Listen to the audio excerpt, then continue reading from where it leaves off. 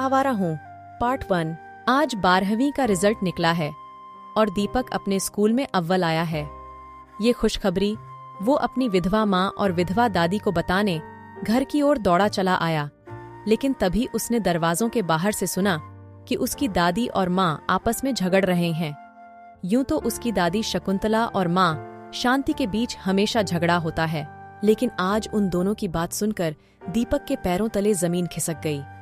तू मेरे बेटे को खा गई और तू ही मेरे पति को भी खा गई, डायन कहीं की, शकुंतला बोली। मैंने कुछ नहीं किया, मेरी मजबूरी का फायदा तो तुम्हारे पति ने उठाया था, शांति बोली। कौन सी मजबूरी? उसके बदले में तुझे कुछ दिया भी तो है, शकुंतला बोली। वो भी तुमने और तुम्हारे पति ने मुफ्त नहीं दिया, उसकी भी कीमत चुकाई है मैंने, शांति बोली। शुक्र मना कि तुझसे मैंने अपना बेटा ब्याह लिया, कुछ नहीं था तेरे भिखमंगे बाप के पास। कैसे ब्याहता तुझे? शकुंतला बोली। हाँ, तो मेरे बाप से मेरा सौदा करके अपने पागल बेटे का मुझसे ब्याह करा दिया और मेरी जिंदगी बर्बाद कर दी, शांति बोली। बर्बाद नहीं हुई है तेरी जिंदगी, मेरे पति की वजह से ही तेरी गोद में दीपक आया था, नहीं तो। इतना कहते कहते शकुंतला चुप हो गई। नहीं तो क्या, बांझ ही रह जाती ना, और क्या होता। तेरे पति ने जो मेरी दुर्गति की थी ना, वो मैं ही जानती हूं। वो तो मरकर चला गया और छोड़ गया तुझे मेरी जान खाने के लिए। हवसी कहीं का अपनी बहू को भी नहीं छोड़ा उसने, शांति बोली। मेरे पति को मत कोस, शकुंतला बोली। तो क्या करूं? शांति बोली।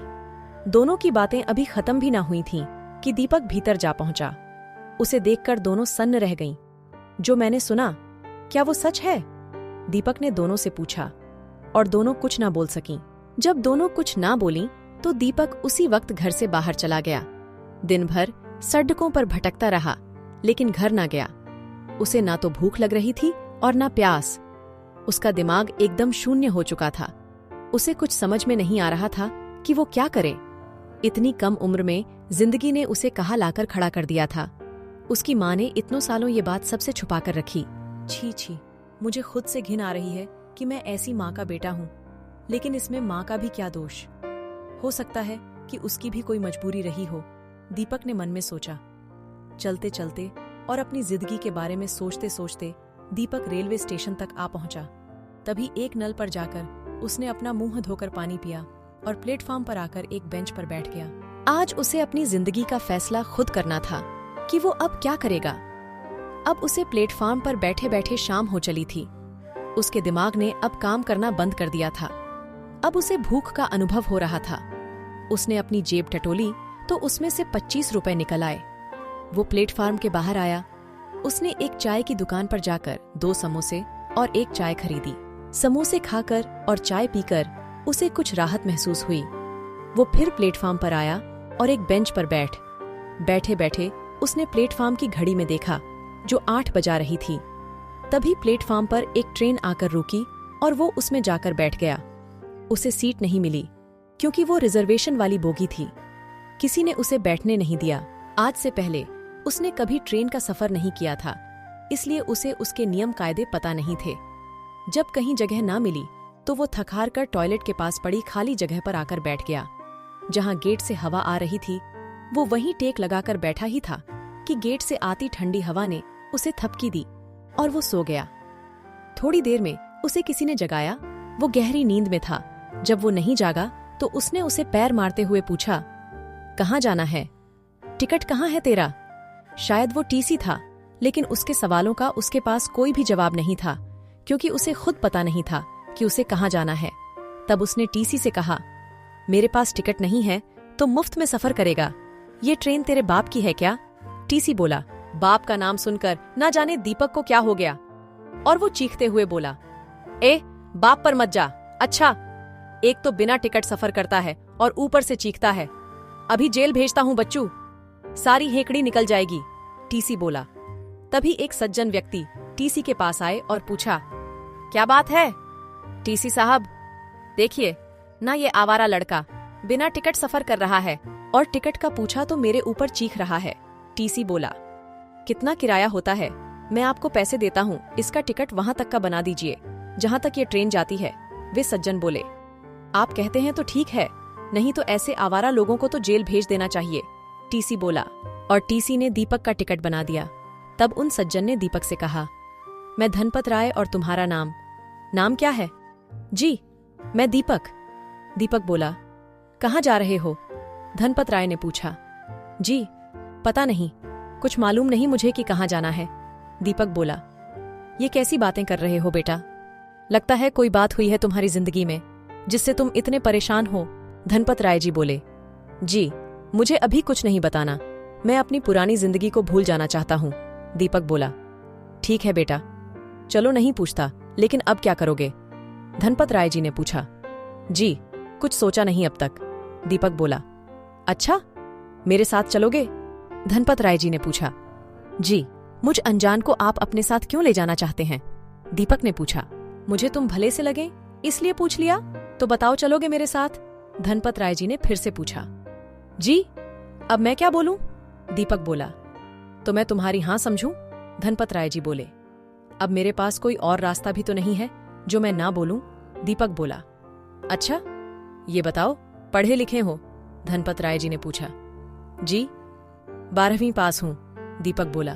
तब तो बहुत बढ़िया, धनपत राय जी बोले। और उस रात दोनों के बीच ऐसे ही बातें होती रहीं। धनपत राय जी दीपक को लेकर अपने घर पहुंचे तो उसे पता चला कि उनकी पत्नी बहुत पहले ही गुजर चुकी हैं और उनकी एक बेटी है जो उसकी हम उम्र है और उसका नाम नैन्सी है। उसने ही दीपक को खाना परोसा और धनपत राय जी ने उसे सर्वेंट्स क्वार्टर में रहने की जगह दे दी। धनपत राय जी फूलों की कई नर्सरी थीं। वो अलग अलग फूलों के पौधे भी बेचते थे और फूलों का व्यापार भी करते थे और उन्होंने अपनी एक नर्सरी में दीपक को भी लगा दिया। दीपक का भी वहां मन लग गया। दिन भर नर्सरी में व्यस्त रहता और शाम को धनपत राय जी उससे कुछ बातें करते और वो खा पीकर सो जाता। इसी तरह दिन बीतते रहे।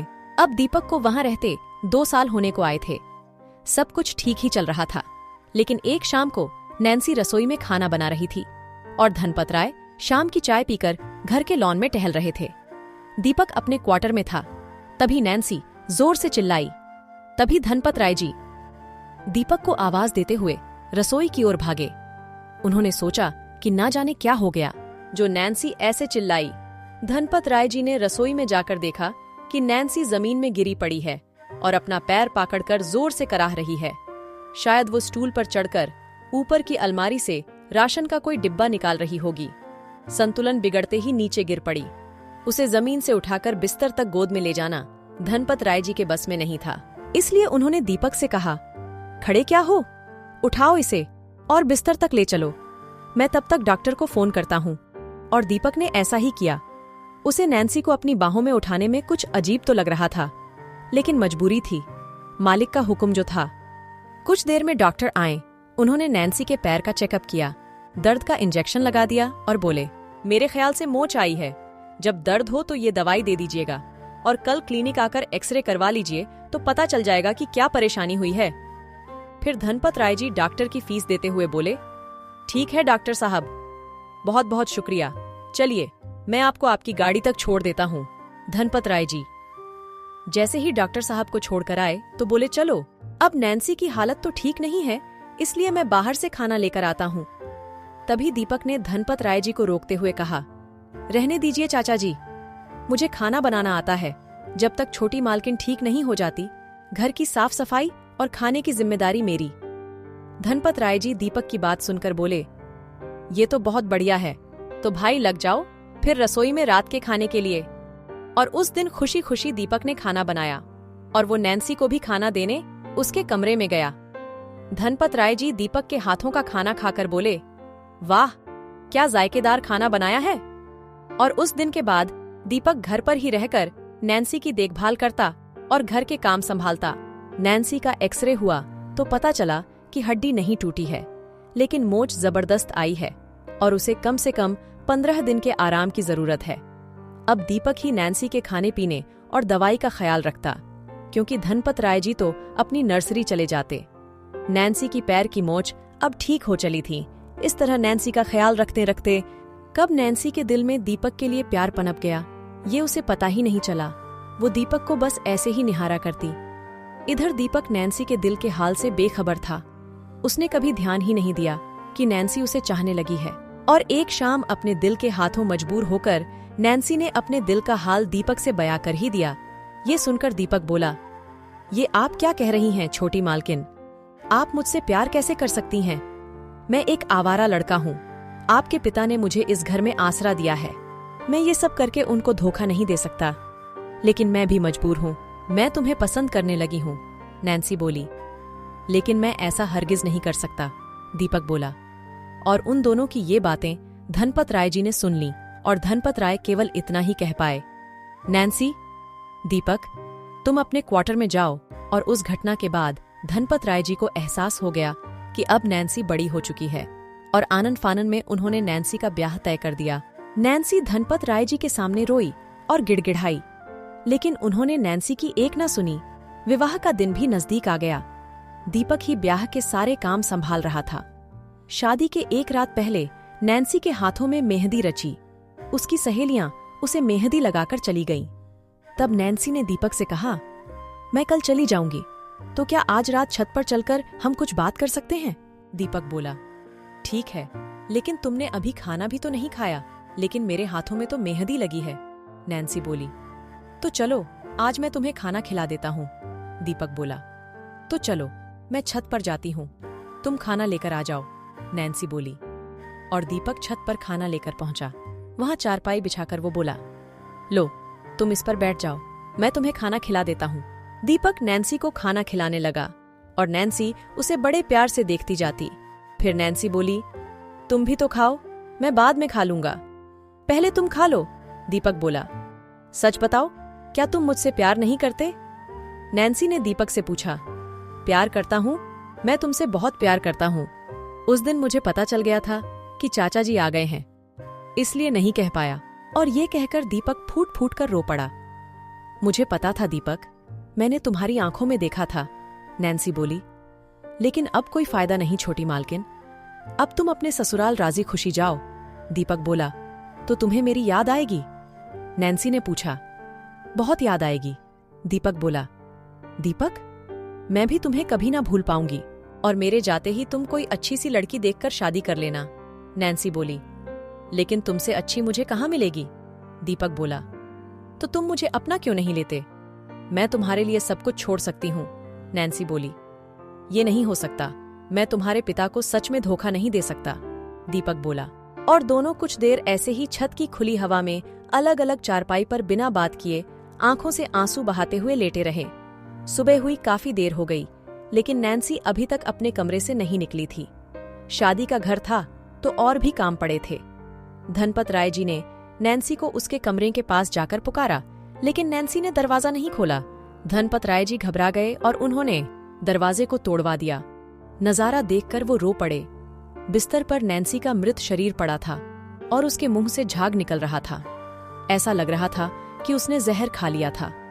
बगल में एक चिट्ठी पड़ी थी और उसमें लिखा था कि माफ कीजिए पापा, मैं आपकी पसंद से शादी नहीं कर सकती, इसलिए मैं अपना ये जीवन उसको अर्पण करती हूँ जिससे मैं प्यार करती हूँ। ये देखकर दीपक को गहरा सदमा लगा और वो उसी वक्त धनपत राय जी के घर से भाग गया। भागकर वो एक दिन के सफर के बाद अपने घर पहुंचा तो उसे पता चला कि जिस रात वो घर से भागा था उसी रात उसकी माँ ने फांसी लगाकर आत्महत्या कर ली थी और कुछ महीनों बाद उसकी दादी भी चल बसी। अब तो दीपक की जिंदगी में सिवाय अंधेरे के कुछ नहीं बचा था। उसने अब अपनी जिंदगी दांव पर लगा दी। अब वो सारे बुरे काम करने लगा जो उसने कभी सोचे भी नहीं थे।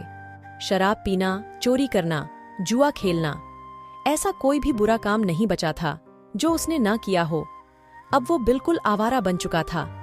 जिंदगी से हारा हुआ इंसान जो अब खुशी चाहता ही नहीं था, अब उसे सब दीपक नहीं आवारा बुलाने लगे थे। वो अब बुरे लोगों का भाड़े का गुंडा बनकर रह गया था। दिन भर शराब के नशे में किसी भी अड्डे पर पड़ा रहता। किसी को मारने पीटने का काम करने पर अगर कुछ रुपये मिल जाते तो उसे एक ही पल में शराब पर खर्च कर देता। उसे ये लगता था कि उसकी माँ और नैन्सी की मौत का केवल वो ही जिम्मेदार है, इसलिए केवल खुद को सजा दिए चला जा रहा था, क्योंकि उसे कोई ये बताने वाला नहीं था कि वो बेगुनाह है। बेकार में वो पश्चाताप की आग में जल रहा है।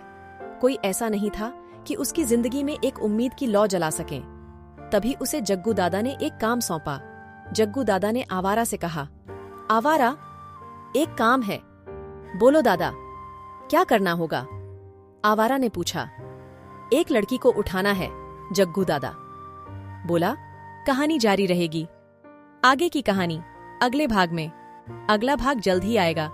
कमेंट में जरूर बताएं कि आपको कहानी कैसी लगी। कहानी अच्छी लगी है तो वीडियो को लाइक कीजिए, शेयर कीजिए और हमारे चैनल को सब्सक्राइब करके बेल आइकॉन को भी दबा लीजिए, ताकि मैं जब भी वीडियो अपलोड करूं आपको वीडियो का नोटिफिकेशन मिल सके। तो चलिए दोस्तों, मिलते हैं नेक्स्ट वीडियो में। तब तक के लिए bye and thanks for watching video.